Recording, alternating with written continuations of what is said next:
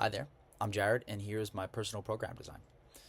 My design focuses on the most efficient way to reduce my resting heart rate and body fat. And by efficient, I mean least complicated and time consuming while also getting the job done. Because there's always more you can be doing to reach your goals, but I want my program designed to account for the fact that I have other things on my plate. So I am currently 175 pounds at 5'10", and I've been training for about 4 years, lifting weights for about 4 years, but only with the appropriate knowledge for around two. And I've never done much actual training aerobically, but my lifestyle lends itself to a lot of walking and biking and skiing and stuff like that. So my long-term goal is to reduce my resting heart rate from 76 beats per minute to 65 beats per minute. And not only do I want to reduce my resting heart rate, but I just want my heart to pump more efficiently so I can perform some of the things that I love doing, like skiing, without taking as many breaks. And in the short term, I would like to see some improvements in my lung capacity and have to breathe less during exercise.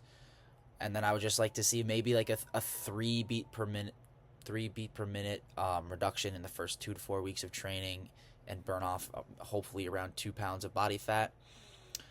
To achieve this goal aerobically, I will be doing two 30-minute runs a week, which will be my high intensity training that I hope will improve my venous return and diastolic volume and stroke volume, because this will be huge in reducing my resting heart rate.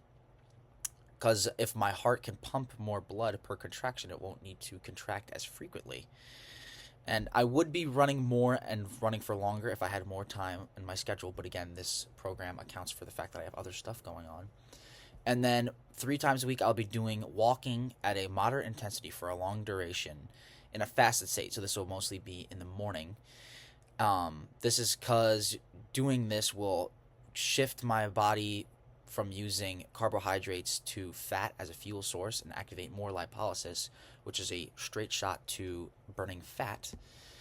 And I won't be adding taekwondo to my schedule. It's already part of my schedule, and it's sort of like HIIT training. It's very similar to that. Like, my heart rate will skyrocket for a brief period of time and then come back down and then go up a little and then go up a lot. And there are plenty of studies to show that that kind of exercise does wonders for your resting heart rate. I don't think there's any study that's been done that says it doesn't increase your resting heart rate.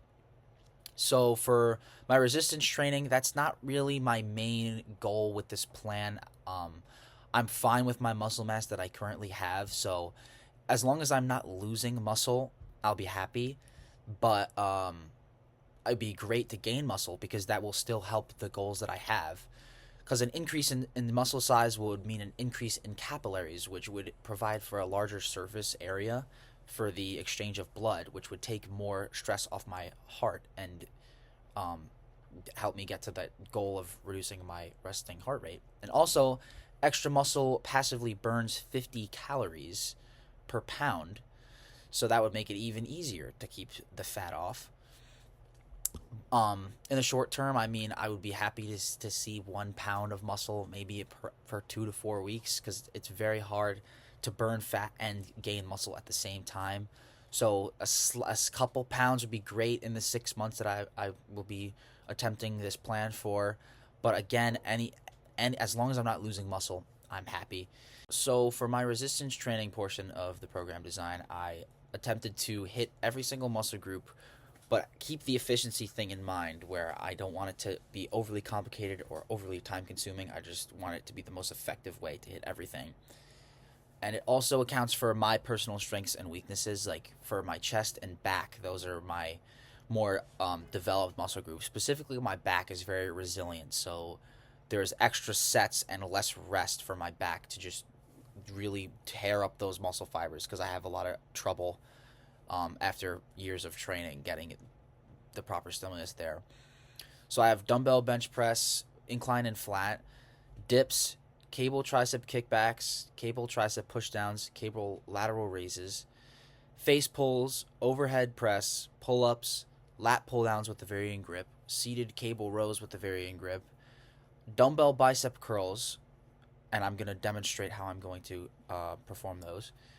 leg press with increasing weight in between each set, calf raises, leg raises, hanging and on the floor, and a decline rotating crunch.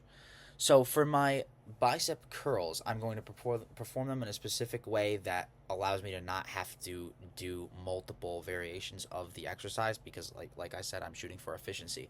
So if you look at your bicep when you twist your wrist, you can see it lengthen and shorten.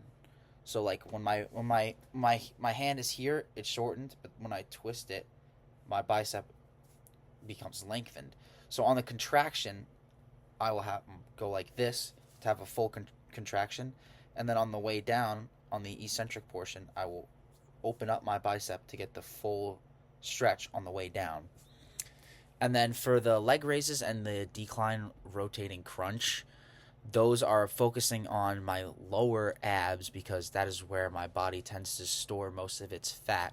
And if I can get those lower abs to be built up a little more, hopefully it would create an illusion of maybe some lower body fat.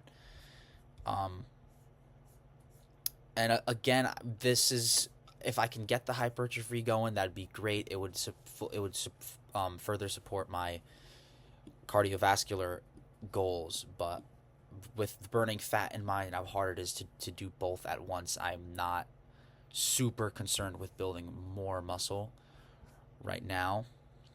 And thanks for watching!